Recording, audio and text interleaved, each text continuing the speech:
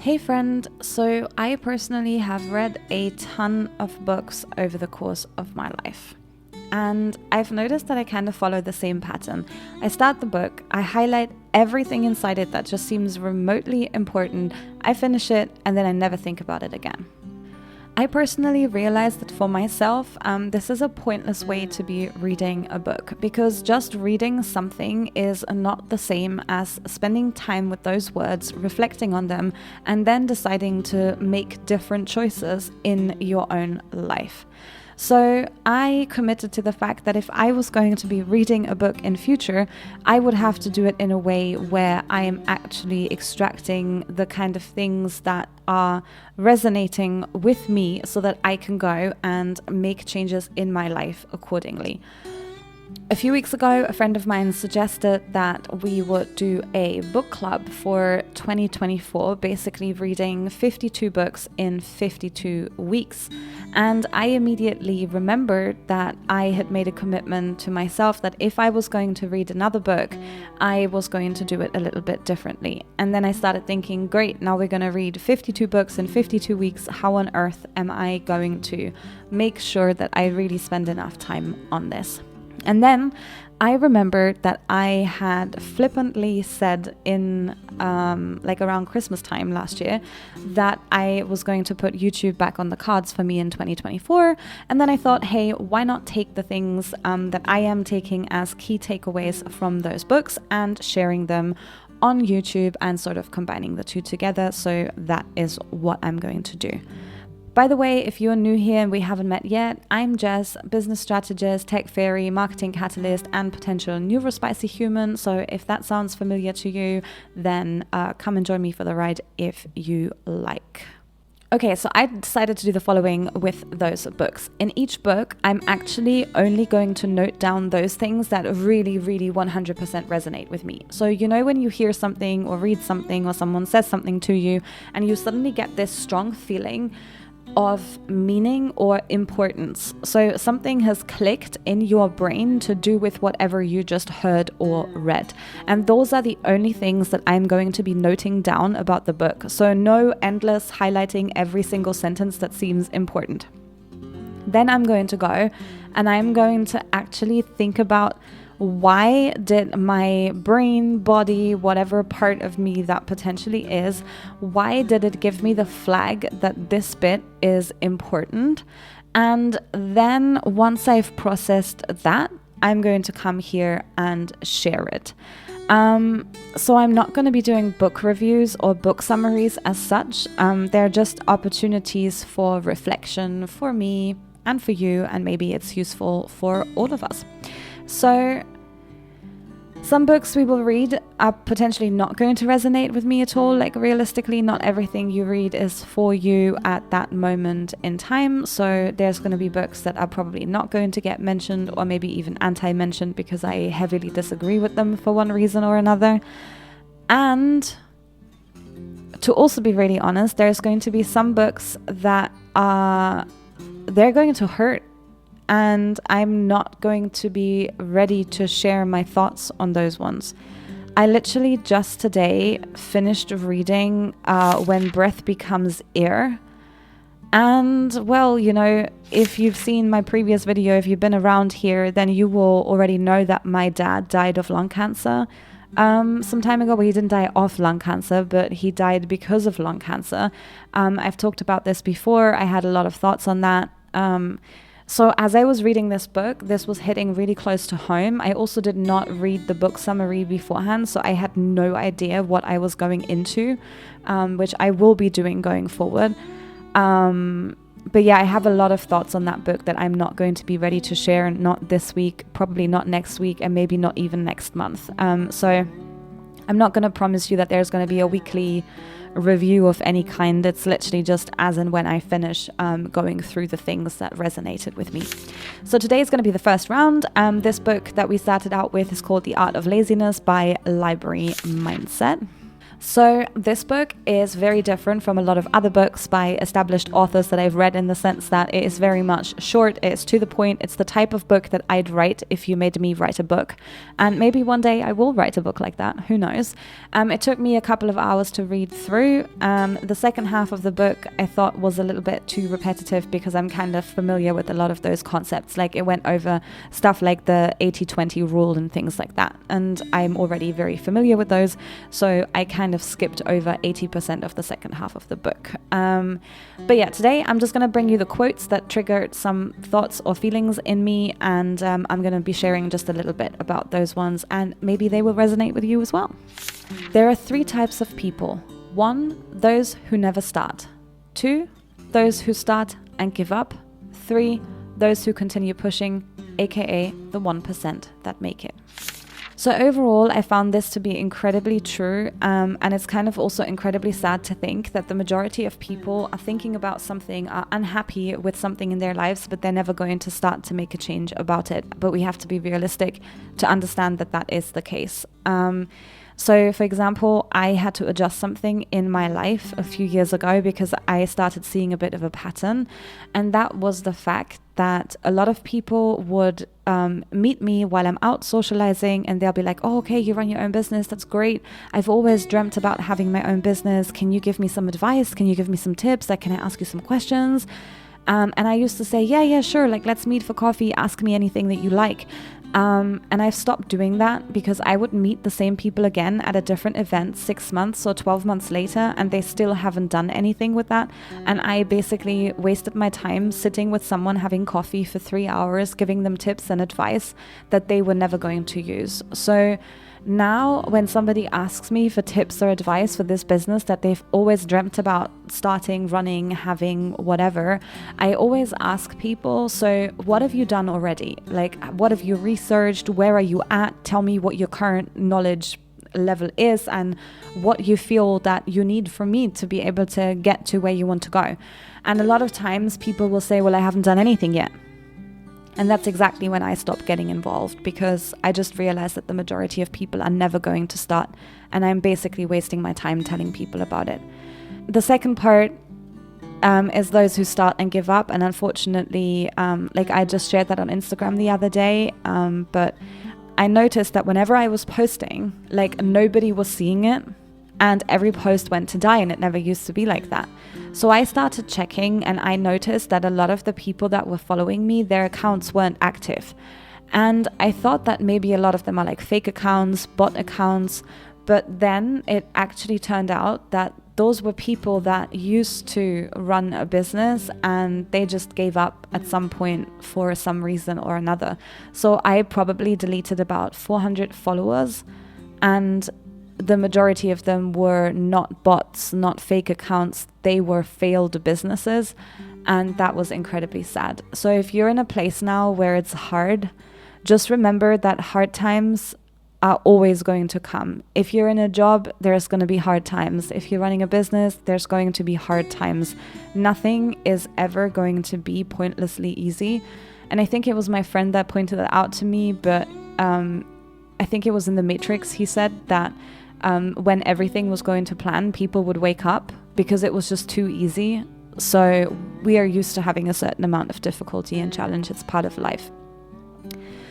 Okay, next quote. You need to have urgency, the urge to do things fast.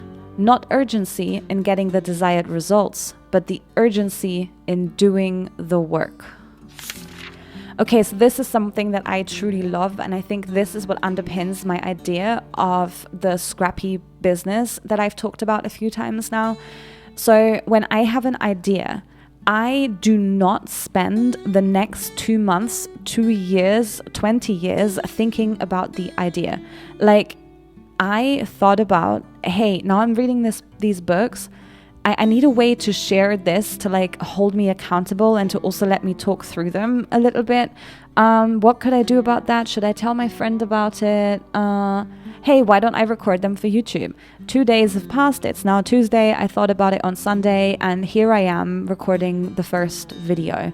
So When I have an idea, I don't spend ages thinking about it. I kind of do a bit of an idiot check. I'm like, is this a distraction? Is this annoying? Does this line up with the plan I have already anyways?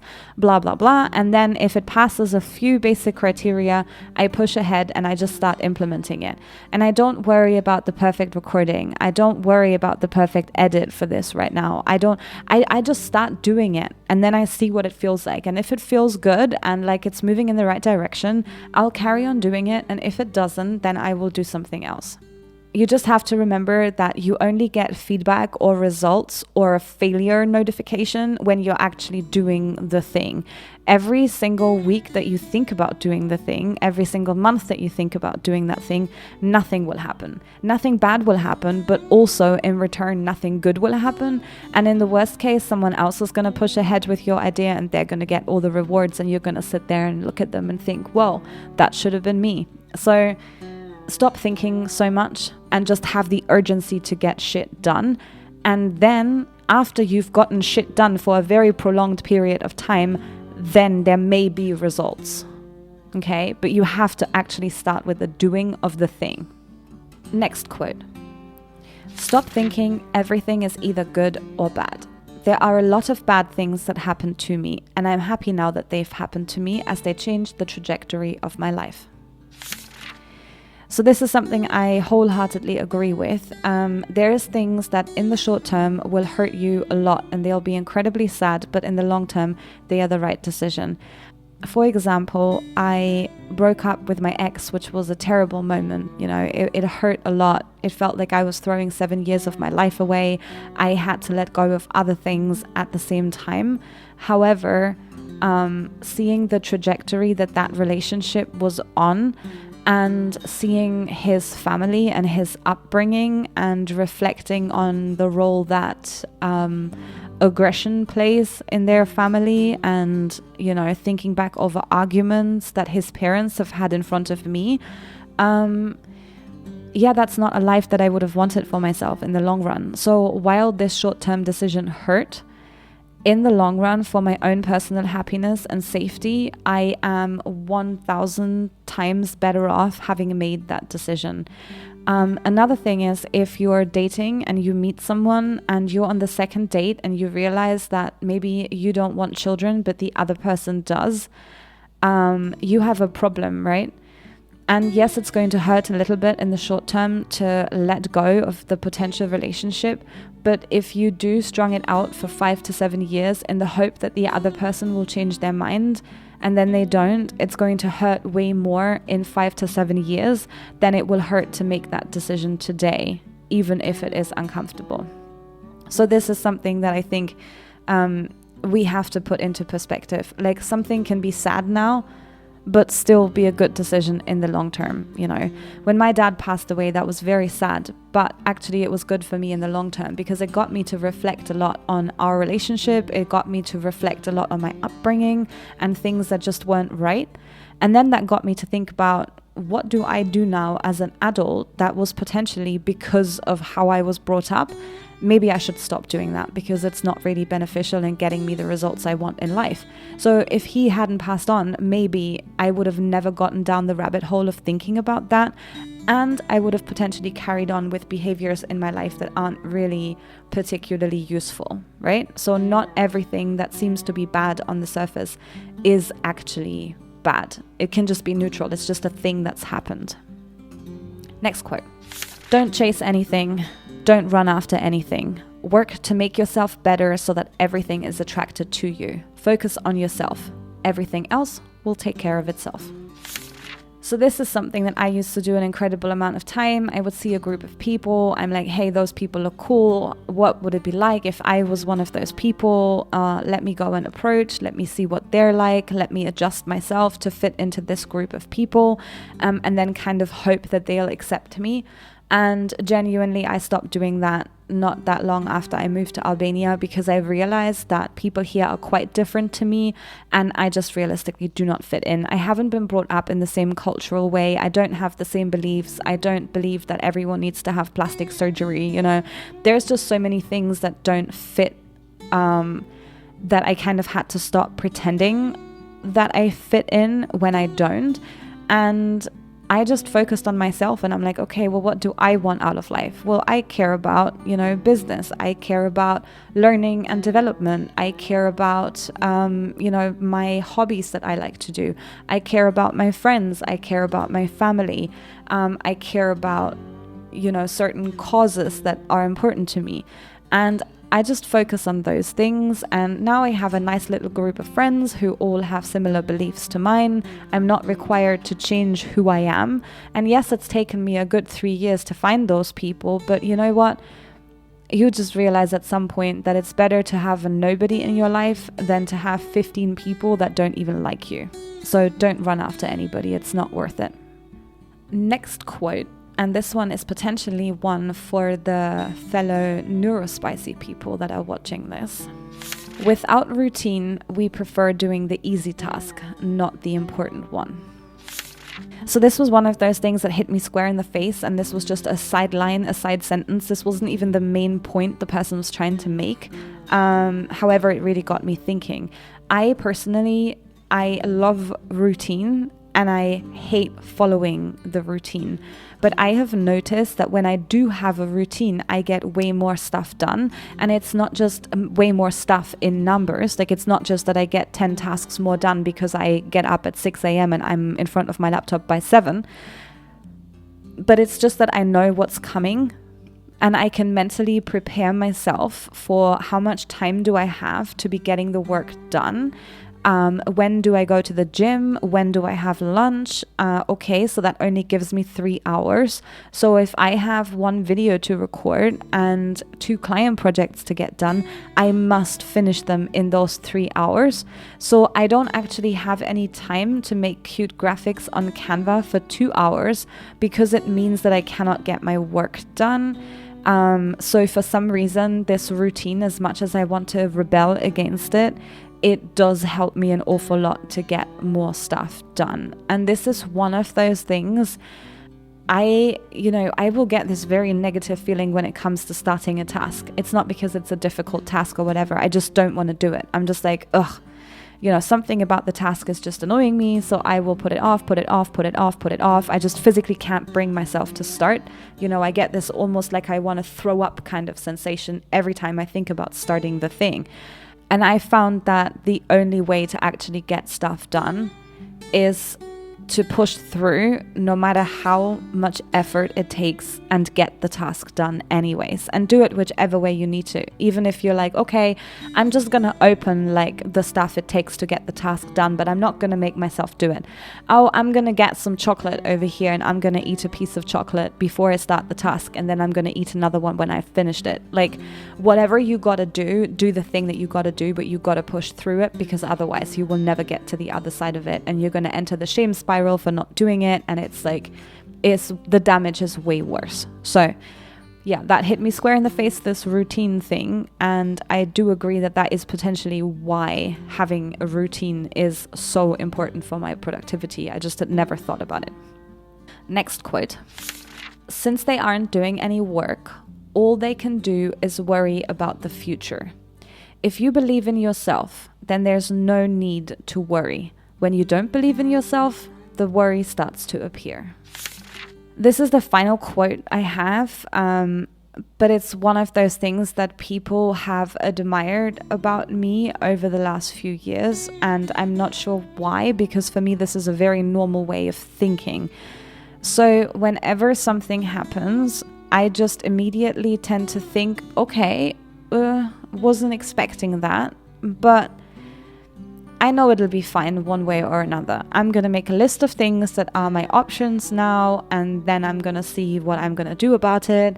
I'm going to pick 2 or 3 things that I think are most likely to resolve the issue based on what I know right now, and then I'm just going to trust that I can get it done one way or another, and then it'll be fine. I am not going to be worried about it because I know that I can handle it. I know that I've been through worse things in life. I know that there's going to be way more worse things coming that I can't even see yet.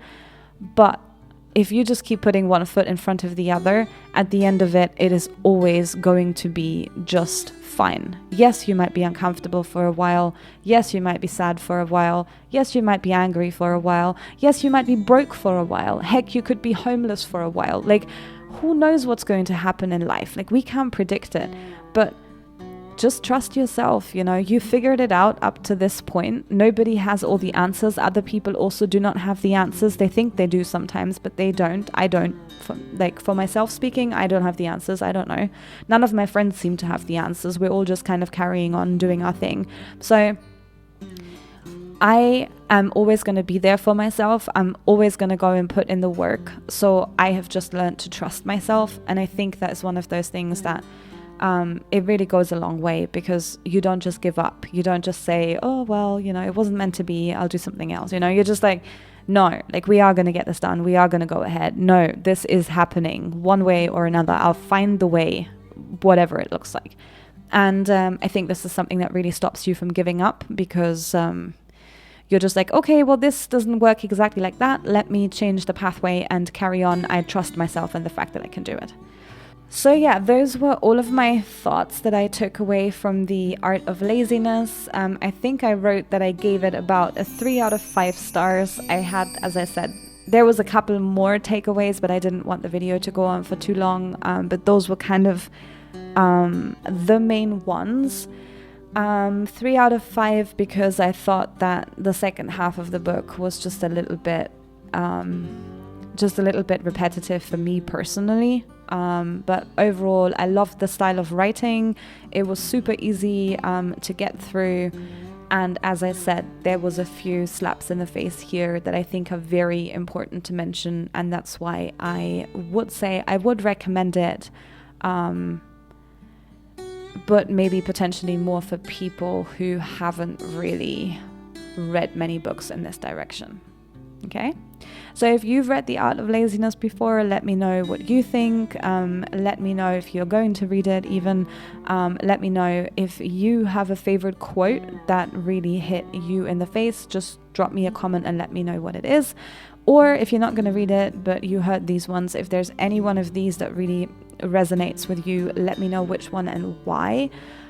Because that's when we start, thinking like, why was this something that caught my attention, because that's where we get a lot of answers for ourselves. Right, that's it. As always, thanks for watching, and I'll see you for the next one.